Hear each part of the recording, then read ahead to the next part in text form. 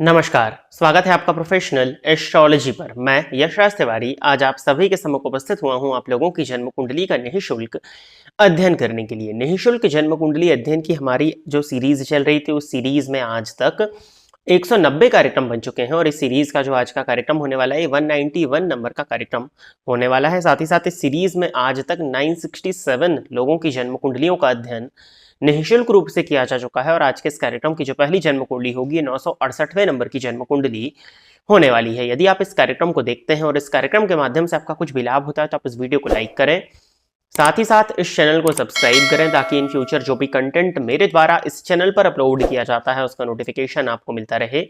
यदि इस कार्यक्रम के माध्यम से आपका कुछ भी लाभ होता है तो आप इस वीडियो को ज़्यादा से ज़्यादा लोगों के साथ में शेयर करें ताकि और भी लोगों का लाभ हो और उसका माध्यम आप सभी दर्शक बने। यदि आप भी चाहते हैं कि आपकी जन्म कुंडली का अध्ययन मेरे द्वारा ठीक इसी प्रकार से YouTube पर वीडियो बना करके निःशुल्क रूप से किया जाए तो आप अपनी बर्थ डिटेल्स जैसे कि आप अपना नाम, अपने जन्म की तिथि, अपने जन्म का समय और अपने जन्म का स्थान, ये चारों ही चीजें किसी भी एक स्पेसिफिक प्रश्न के साथ में इसी वीडियो के कमेंट सेक्शन में दे दीजिए। आपकी डिटेल्स को देने के 2 से ढाई महीने के बाद में आपकी जन्म कुंडली का अध्ययन मेरे द्वारा ठीक इसी प्रकार से YouTube पर वीडियो बना करके निःशुल्क रूप से किया जाएगा। यदि आप जानना चाहते हैं कि आपका आने वाला मंथ कैसा है, नए साल की शुरुआत आपके लिए कैसी होने वाली है, साथ ही साथ वर्ष 2025 आपके लिए क्या लेकर के आ रहा है, तो हमारे इस चैनल पर प्रत्येक लग्न एवं प्रत्येक राशि के जातकों के लिए उनके पूरे वर्ष का हाल तैयार किया गया है। साथ ही साथ जनवरी 2025 के मंथ का भी हाल तैयार किया जा चुका है। इस वीडियो के डिस्क्रिप्शन बॉक्स में शुरुआत में ही आपको दोनों ही प्लेलिस्ट का लिंक देखने में मिल जाएगा। इन वीडियोस को अवश्य ही चेक कर लीजिएगा। अपने ईयर को आप प्लान कर सकते हैं इस वीडियो को देख के। इन वीडियोस की एक्यूरेसी क्या होने वाली है ये मुझे बताने की आवश्यकता नहीं है, क्योंकि वर्ष 2024 का राशिफल जिन्होंने देखा था वो इस बात को जानते हैं कि हमारे इस चैनल पर जो भी राशिफल का कार्यक्रम अपलोड किया जाता है वो कितना ही एक्यूरेट होता है।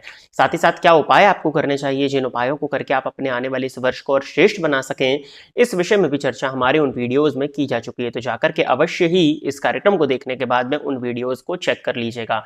इसके साथ ही साथ वो दर्शक जो जन्म कुंडली का अध्ययन करना सीखना चाहते हैं और जन्म कुंडली के अध्ययन को सीखने के लिए इस चैनल से जुड़े हुए हैं, तो आप मेरे साथ साथ इन जन्म कुंडलियों का प्रिपरेशन अपने सॉफ्टवेयर में करते चलिए और मेरे साथ साथ आप भी इन जन्म कुंडलियों का अध्ययन करते चलिए। प्रैक्टिकल करते हुए ही आप ज्योतिष को बड़ी आसानी से सीख सकेंगे। अब हम बिना विलंब किए अपने आज के इस कार्यक्रम की शुरुआत करते हैं और आज के इस कार्यक्रम की जो पहली जन्म कुंडली चुनी गई थी वो रितेश कुमार शर्मा जी की थी, परंतु इन्होंने ज्यादा ही जल्दबाजी के चक्कर में अपने जन्म का समय ही नहीं दिया हुआ है, तो अब इनका नंबर आकर के भी चयनित नहीं हुआ। इसीलिए जब भी आप सभी दर्शक कमेंट करें तो अपने संपूर्ण बर्थ डिटेल्स को वहां अवश्य ही दे दीजिए जिस तरह से वीडियो में बताया जाता है। अब रितेश जी की जन्म कुंडली तो नहीं आ सकी है, तो उसकी जगह पर हम सुरेंद्र शर्मा बरही जी की जन्म कुंडली का अध्ययन कर लेते हैं। तो सुरेंद्र जी आप तैयार रहें, आपकी जन्म कुंडली मैं ले रहा हूं। इन्होंने अपना डेट ऑफ बर्थ बताया हुआ है 3 सितंबर 1988, 3/9/1988 और जन्म का समय इन्होंने दिया हुआ है रात के 11:10 और जन्म स्थान बरसेन सप्तारी नेपाल। सबसे पहले तो नेपाल में जाते हैं और बरसेन में सर्च कर लेता हूं है या नहीं है।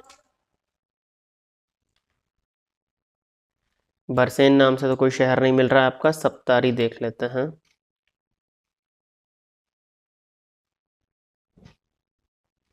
ये सप्तारी भी कोई जगह नहीं है जो कि सॉफ्टवेयर में विजिबल हो, तो हम जनरली काठमांडू ही ले लेते हैं जो कि आपके वहाँ का कैपिटल है।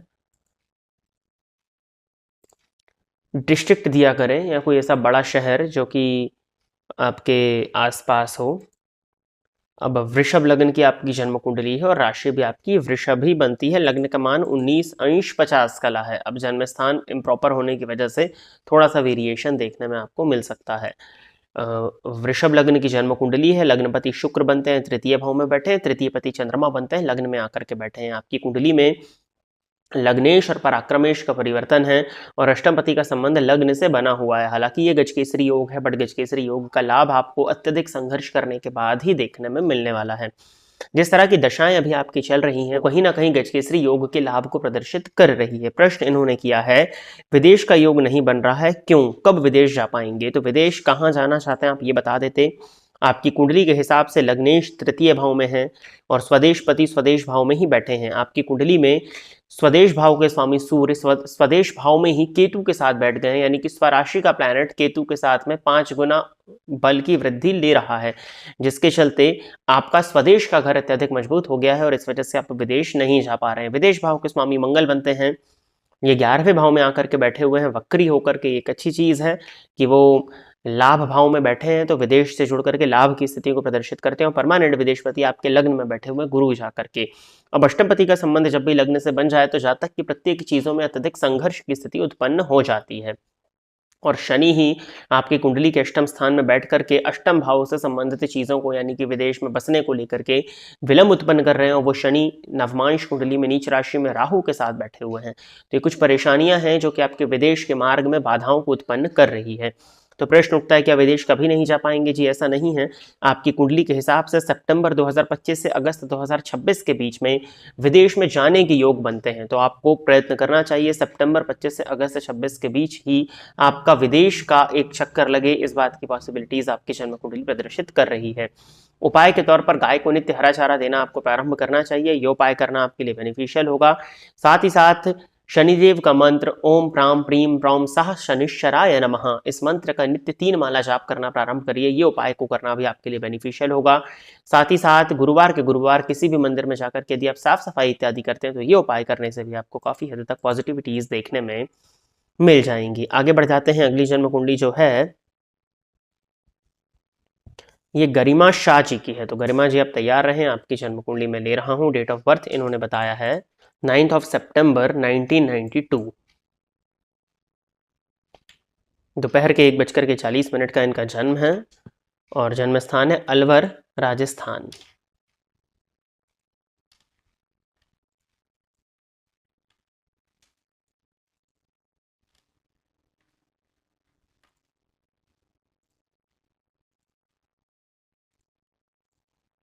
धनु लग्न की जन्म कुंडली है और राशि आपकी मकर बनती है। गुरु की महादशा में केतु का अंतर वर्तमान समय में आपको चल रहा है।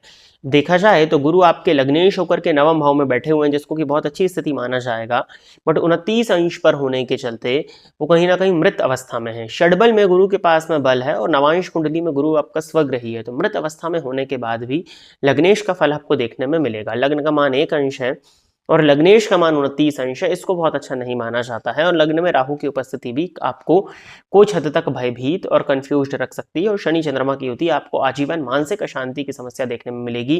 कुटुंबी जनों से जो सहयोग मिलना चाहिए वो सहयोग नहीं मिल पाएगा। कुटुंबी जनों की वजह से तनाव आपके जीवन काल में उत्पन्न हो सकता है। साथ ही साथ मुंह इत्यादि में चोट लगने की शिकायतें भी आपकी कुंडली में बनती हैं, तो आपको इस बात का ध्यान देने की आवश्यकता है। इन्होंने पूछा है कि कोई जॉब का चांस है क्या और मैरिड लाइफ का क्या होगा। देखिए 2 प्रश्न आपने दिए हुए हैं। इस कार्यक्रम में एक ही प्रश्न का चुनाव किया जाता है। फिर भी अगर आपने मैरिड लाइफ के विषय में पूछा तो वो मुझे यहाँ पर स्थिति साफ दिख रही है कि मैरिड लाइफ तो बेटर नहीं है।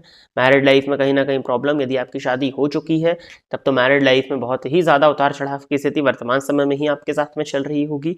और अगर आपकी शादी नहीं हुई है तो विवाह जब भी हो बाकायदा कुंडली मिलान करके हो, क्योंकि इस कुंडली में दाम्पत्य का टिक पाना ही काफी ज्यादा मुश्किल दिखाई देता है। और आगे इन्होंने पूछा हुआ है कि जॉब का क्या चांस है। तो देखिए सबसे पहले तो आपकी कुंडली में दशम भाव में शुक्र उपस्थित है। अब दशम भाव में शुक्र का होना, वो भी नीच राशि में, कहीं ना कहीं एक नेगेटिविटी को प्रदर्शित करता है, क्योंकि शुक्र दशम भाव में दिग्बल से सर्वथा विहीन हो जाते हैं।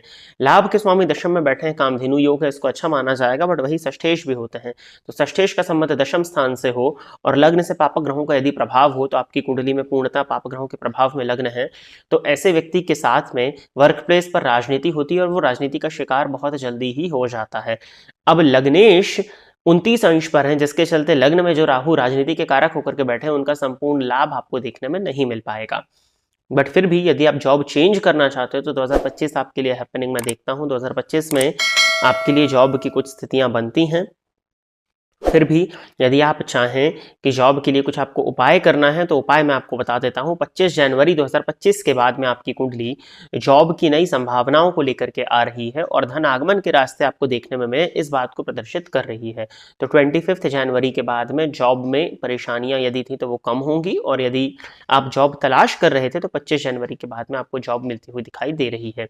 अपने जन्म स्थान से यदि आप दूर जाते हैं तो आपके जन्म स्थान से आपका दूर जाना आपके लिए काफ़ी फेवरेबल होते हुए मैं देखता हूँ। जन्म स्थान से दूर कुटुंबियों से यदि आप दूर रहेंगे तो वो आपकी कुंडली में आपको कुछ हद तक ग्रोथ दे पाएगा। उपाय के तौर पर आपको गणेश जी का मंत्र ओम गंग गणपतये नमः, इस मंत्र का नित्य 7 माला जाप करना चाहिए। गणेश जी के मंदिर में जाकर के दर्शन करिए, गणेश जी की 3 परिक्रमा करिए और गणेश जी को दूर्वा अर्पित करिए। साथ ही साथ नित्य आदित्य हृदय स्तोत्र का एक पाठ आपके द्वारा होना चाहिए। इन 2 उपायों को करिए, आने वाले समय में स्थिति में कुछ हद तक सुधार आते हुए दिखाई दे रहा है।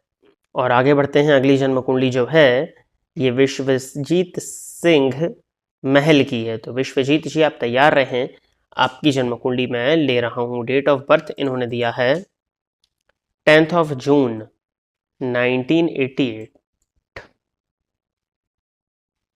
और 17:26 शाम के 5:26 और जन्म स्थान इन्होंने बताया है उत्तराखंड बजपुर सिटी।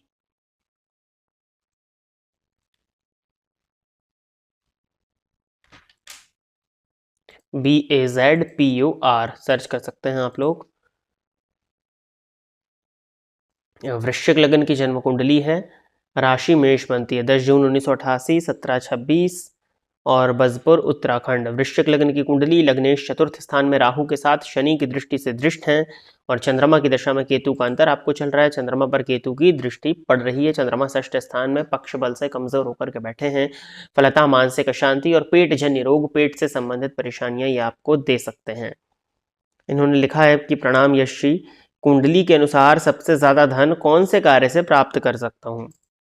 देखिए आपकी कुंडली के अकॉर्डिंग यदि धन की स्थिति की तरफ हम विचार करें तो धन भाव के स्वामी गुरु षष्ठ स्थान में बैठे हुए हैं और नवांश में वो स्वग्रही हैं और चलित में वो फल दे रहे हैं सप्तम स्थान का। कुछ चीजों को आपको समझना होगा। सबसे पहले तो धन भाव के स्वामी का षष्ठ स्थान में जाना ये इस बात को प्रदर्शित करता है कि ऐसा व्यक्ति यदि ऋण इत्यादि में फंस जाता है तो वो ऋण में ही फंसा रहता है और उसका धन कहीं ना कहीं EMIs में जाता रहता है। बट हम चर्चा कर रहे हैं वृश्चिक लग्न की कुंडली की, जहां पर षष्ठेशी मंगल होते हैं तो ऋण से आपको बहुत ज्यादा घबराने की जरूरत नहीं है। बट मंगल राहु के साथ शनि से दृष्ट है तो ऋण में यदि आप फंस जाते हैं तो आपको बहुत ज्यादा चिंता और मानसिक अशांति और बेचैनी क्रिएट हो जाएगी। फलतः आपको ऋण लेने से भी बचना चाहिए। दूसरी चीज, कभी भी किसी को ऋण दिलाना नहीं चाहिए। ऋण दिलाने से या ऋण देने से आपको बहुत ज्यादा कष्ट आपके जीवन काल में देखने में मिलेगा। दिया हुआ पैसा आपका फंस जाएगा और यदि किसी को आप ऋण दिलाते हैं, किसी का गारंटर इत्यादि यदि आप बन जाते हैं तो वो उस धन को नहीं चुका पाएगा और उस धन को आपको चुकाना होगा। तो इन 2 चीजों को आपको हमेशा ध्यान रखना चाहिए यदि आपका प्रश्न आर्थिक पक्ष से संबंधित हो रहा है तो। धनेश का षष्ठ स्थान में जाना इस बात को भी प्रदर्शित करता है कि जबरदस्ती में यदि आपने लोन लिया तो आपको परेशानी का सामना करना पड़ेगा। जिस मद में ऋण लीजिए उस मद में ही उस ऋण को लगा दीजिए। तो इन 2 चीजों को आपको ध्यान देना है।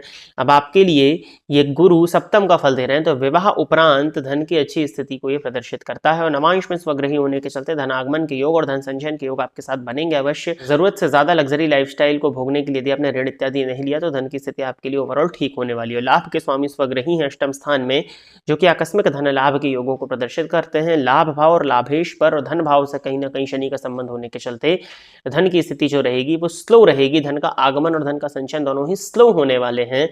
फाइनेंशियली जो ग्रोथ होगी वो आपकी एक्सपोनेंशियली नहीं लीनियरली ही होती हुई दिखाई देती है। धीरे धीरे करके ही आपकी फाइनेंशियल ग्रोथ होने वाली है, ये आपका चार्ट प्रदर्शित कर रहा है।